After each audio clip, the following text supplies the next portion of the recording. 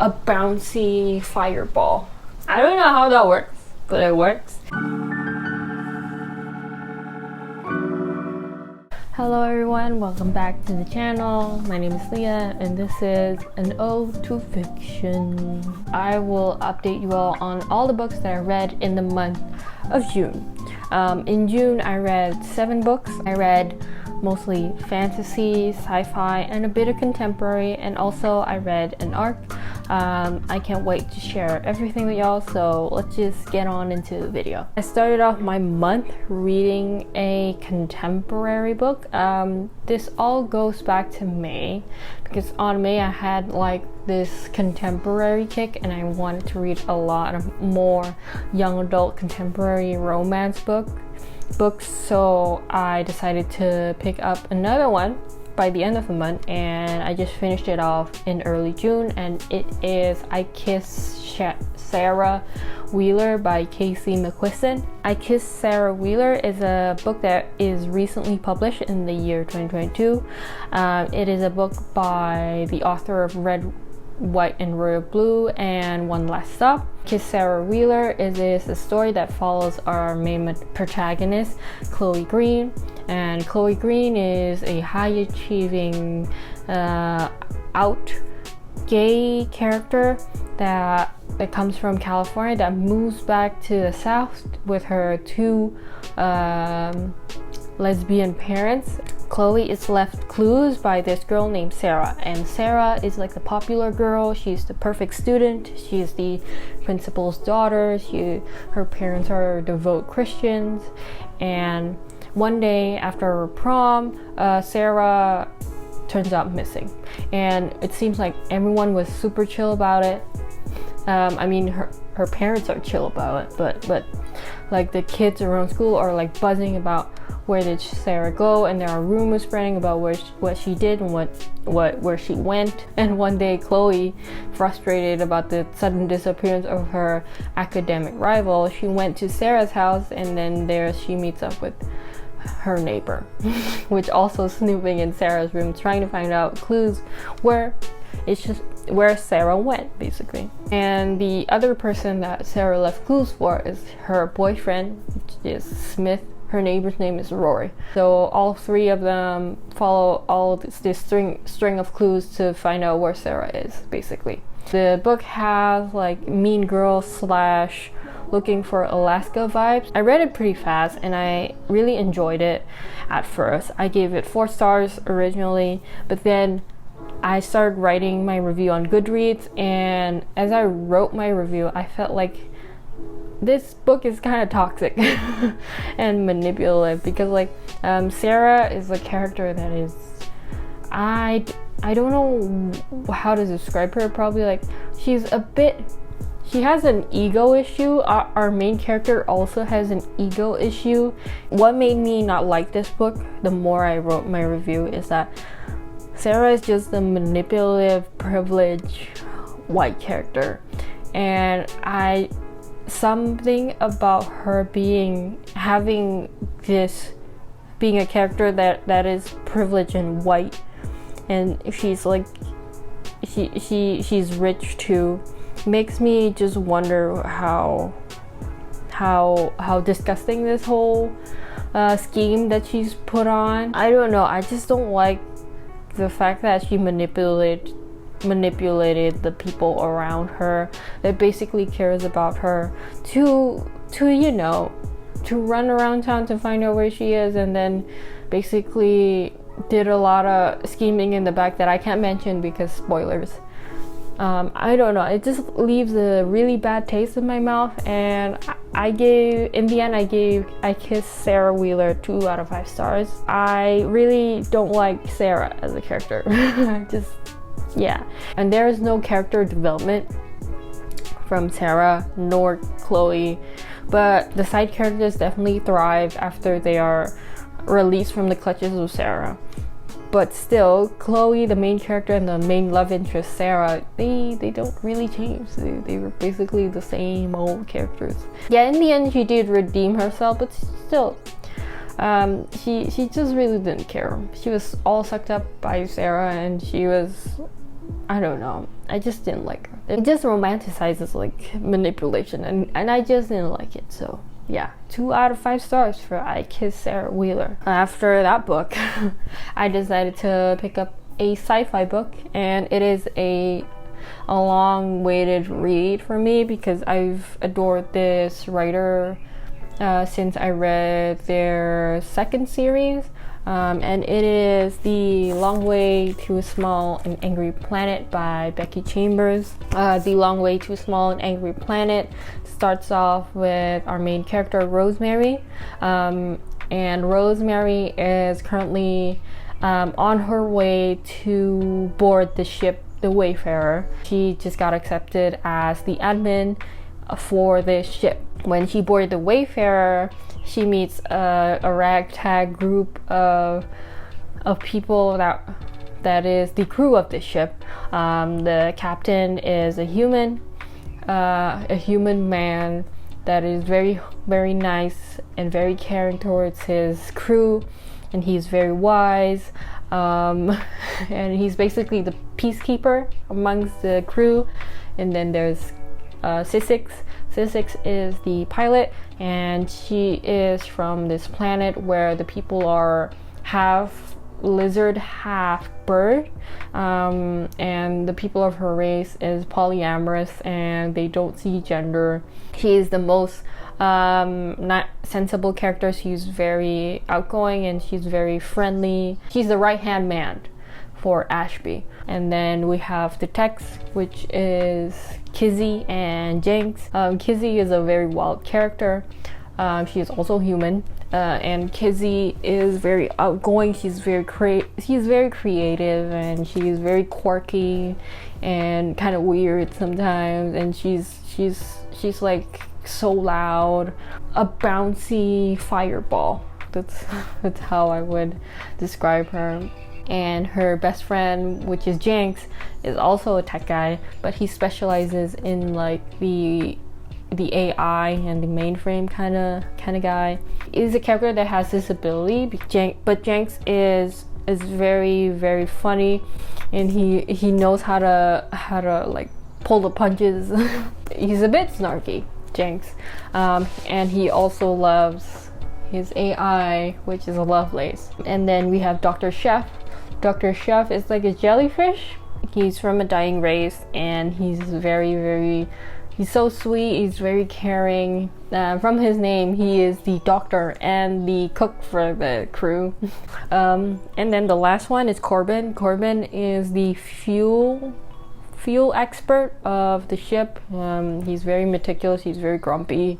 He's basically enemies with Sissix because they hate each other. But another character is a navigator, basically. I forgot his name. It started with O. And Ohan is like, he's very mysterious. He's very secluded, but he's very nice. So the story is about the characters and their dynamics and their relationships, and as you read, you get to learn about the history of the galaxy. You get to learn about the politics and the stance of the people in the galaxy. I like the fact that Becky Chambers wrote like a very diverse race and culture of the people in the galaxy. You can see it from the crew that they are from like different planets and they grew up differently, but they have like a very good relationship with each other. And then I really liked how the world is so vivid and it's so expansive. You get to learn more new things, and there's a lot of things you can learn from these cultures of people and the way their relationship works, how their cultures work, and how they adapt with one another and provide for one another. Look at this book. It's basically around 400 plus pages, but it contains so much information about the world and the people and the characters. But mainly the focus of this story is about the crew itself and how they go through ups and downs throughout their journey, and how they eventually become one family. Becky Chambers is just a genius, and it's for sure she got the Hugo Award for Best Series, and because she deserves it, because this series is so good, and I can't wait to continue on to the 3 other books. And I rated this book 5 out of 5 stars.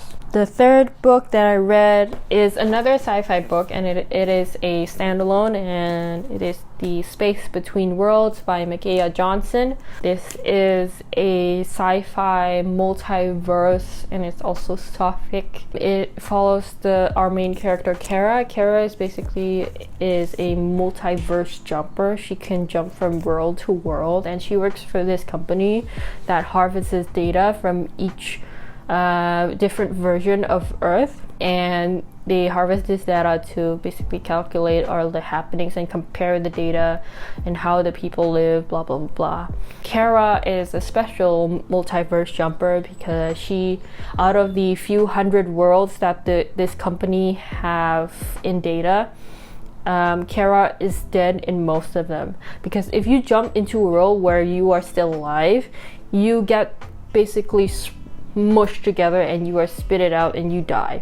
The story of The Space Between Worlds is a bit complex, because when you start reading the book, you kind of don't know where it's going. Kara is an unreliable character, because as you get to know her, you understand why she behaves the way she behaves.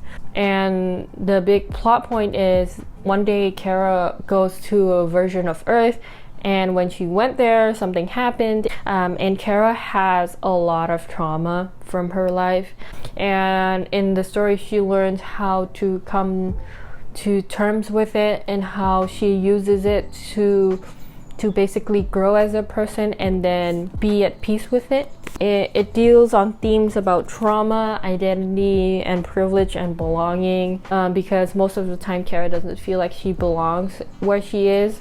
And also with privilege, because of her job as a jumper, it adds to her prestige, because she can live in the rich side of the world, so the world is split. It's very Mad Maxy in my opinion, less dystopian, more, but it has the vibe of Mad Max but a bit of sci-fi.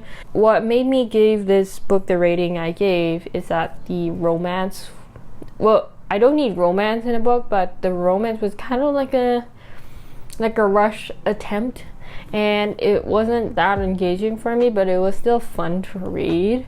I don't have an attachment to the characters, so I rated The Space Between Worlds 4 out of 5 stars.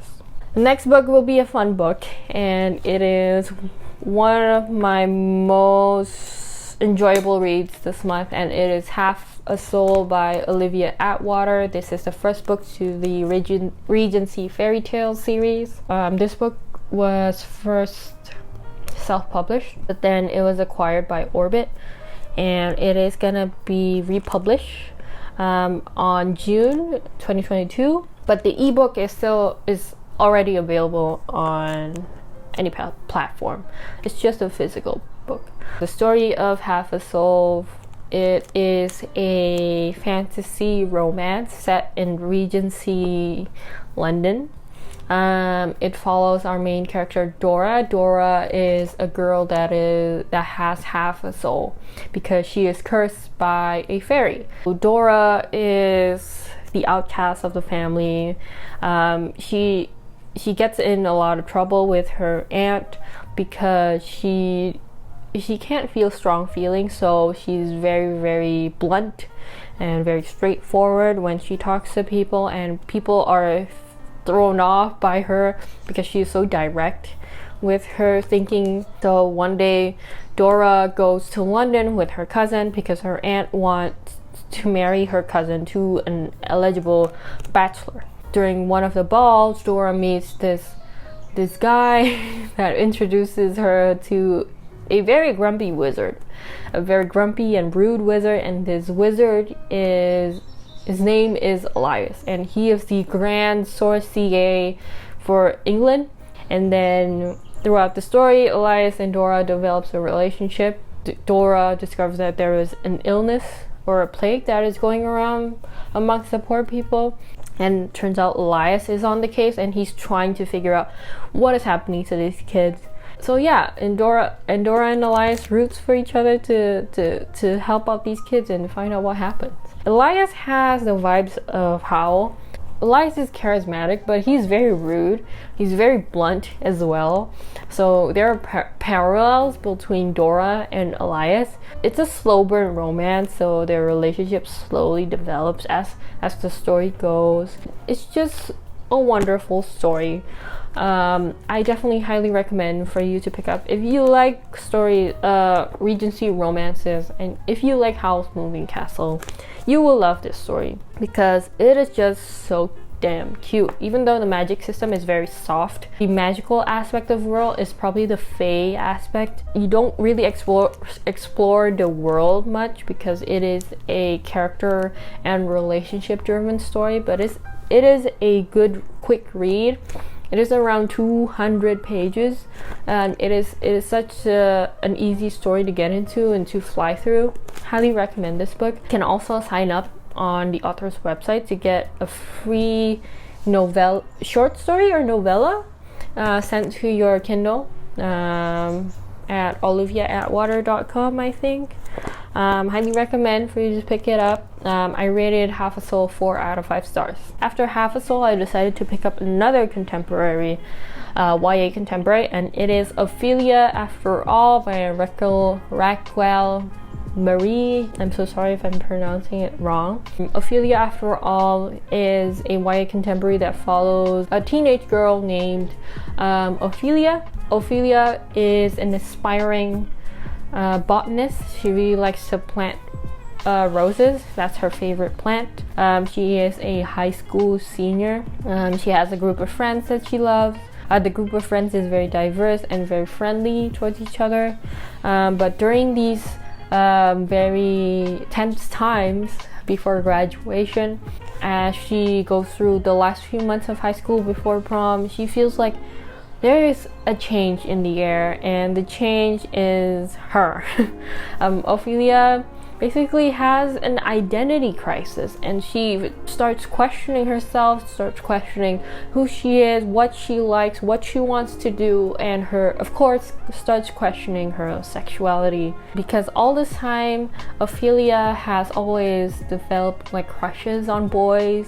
One day she starts developing like feelings for a girl in her class, and she is panicking.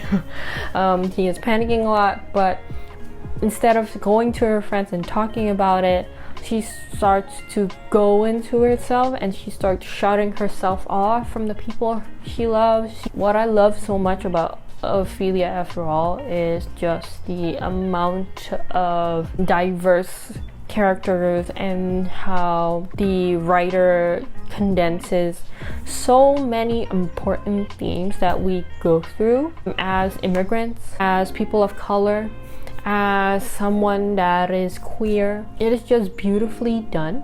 The last time I read a young adult book that really spoke to me was last year, and I'm so happy that I could find another book that also spoke to me as much as that book did in this year. Ophelia After All really delivered on it, and it executed every theme and weaved it into the story beautifully from start to end. And I didn't find the characters annoying at all, because that is the case for me whenever I read a YA contemporary. I feel like these teenagers are just so annoying. I didn't feel like that at all. And I felt like I grew up with Ophelia, and she starts to accept herself and just like grow to be the person who she wants to be. And it is okay if you haven't figured things out, because like you're still a teenager and everyone is also figuring themselves out. I really applaud the writer for Ophelia After All for doing such a great job in writing this story. It just has everything for everyone. It's the best example on how to write representation for people of color of different races. It's just so good, and the variety of backgrounds that are included in this book is just top tier. So yeah, I rated Ophelia After All 4 out of 5 stars. Highly recommend if you like young adult contemporary. I decided to pick up a self-published book, and it's a book that I've been eyeing since last year. Highly recommended by a small group of mutuals on Twitter, and it is Dark Apprentice by Val Neal. It is the first book to the Fall of Magic series. Dark Apprentice is a story that follows two main characters, and the two characters are neurodiverse. The first one is Medea. Medea is a wizard. She is a grand wizard. She's a wizard that has lived for centuries long. She knows a lot of knowledge about magic, and she's very smart. She is very academic oriented, and a lot of her apprentices has tried to kill her and she has sworn off taking an apprentice, but then she meets this boy, and his name is Nikolai. Nikolai is a psychopathic wizard. He is very he's a megalomaniac. He's very egotistical, but sometimes he's sensible. I don't know how that works, but it works. He's very manipulative, and he's very intrusive because he has this ability that could this ability to read minds, so he knows what people are thinking. When Nikolai met Medea, he is very interested in her. What made Nikolai interested with Medea is that Medea is a very skilled wizard, and he's getting tired of the wizard he's currently under apprenticeship of, and he wants to learn from Medea instead. And she knows a lot about dark magic, and it is something that he wants to learn about. He wants to learn about dark magic. He wants to be the most powerful wizard of all. Medea accepts Nikolai to be her apprentice, even though reluctantly, and they start their master and apprentice relationship. It's medium paced. It is atmospherically dark, and the characters are very dark as well. They have very dark thoughts and methods in going on through life. I wouldn't say they are unlikable because I like Medea, but I really don't like Nikolai because he's just so slimy and manipulative. Better check out the trigger warnings because Val Neal really pushes the envelope on his manipulative tendencies. So it could be triggering to some people. But the story is very, very good. I really liked Val Neal's writing. The world building is not expansive. It's very, very condensed in my opinion. It is not something you should pay attention to because it's very, very simplistic for the world, and it serves only as a background for the story. But the magic is basically the main focus for the story because it is an apprenticeship relationship. So you get to learn a lot from Medea as a reader as well with Nikolai, and you get to learn about the spells and about the methods and about the potions and a lot of stupid things that Nikolai will do throughout the story. I like that the writer decided to pitch this story with no romance at all, and that is very, very true. There is no romance between Medea and Nikolai, and I would like for it to be that way because it's more of a teacher and student relationship where the student is kind of crazy and the teacher is trying to reel him in to snap him out of the craziness he's having. That is their dynamic. There's a lot of funny banter and a lot of snarky comments that they exchange between the two, and it's hilarious reading this. I'm so glad I picked this up. I cannot wait for the second book to be published. Val Neal, whenever you're gonna do that, please let me know because I would love to be one of the first few people to read it because I really love Medea and Nikolai, and I really want to know about what's gonna happen. So yeah, I'm very interested in the story and how it goes. So yeah, pick this book up because it's so fun, so funny, and the characters are so compelling, so well fleshed out. I gave this book 5 out of 5 stars. Dark Apprentice, Val Neal. The last book is an arc, and it is Siren Queen by Nghi. It is a novella. It is a fantasy that is set in 1930s Hollywood. The story follows our main character that is a Chinese American girl that is an aspiring actress. She starts her career as an actress in this studio. She started off with small parts and then she eventually gets bigger roles. In this story, the world, the movie studios, they are basically the Fae court. What I love about Siren Queen is Nghi Vo's prose and writing. Even though the prose for this book is really good, I'm still disappointed because the world seemed very lacking and it feels so vague. I just didn't enjoy being in the world at all. The transitions from scene to scene is so disorienting because I felt like, how did I jump from this thing to this scene? I completely did not notice it, and I was so confused the whole time because I just didn't know how things went from A to B. I was not attached to any of the characters, but what saved the characters is the sapphic romances. Let me tell you, Nghi knows how to write love scenes in books, especially with her wonderful prose. It just mixes so well. That's what kept me from reading, is the relationship between the main character and the love interest in the book. Siren Queen is a fun read, but I didn't enjoy that much throughout reading it because I didn't really like the story, I didn't really like the characters, I didn't really like the world building. Even though I like the writing, I like the sapphic scenes. I rated Siren Queen 3 out of 5 stars. It was an okay book. It wasn't like groundbreaking, like something that I would obsess over book, but it was okay. So I gave it 3 out of 5. So yeah, that is all the books that I read in the month of June. I hope you enjoy this video. Let me know what you have read in the month of June, how many, if there are any books that I should look out for.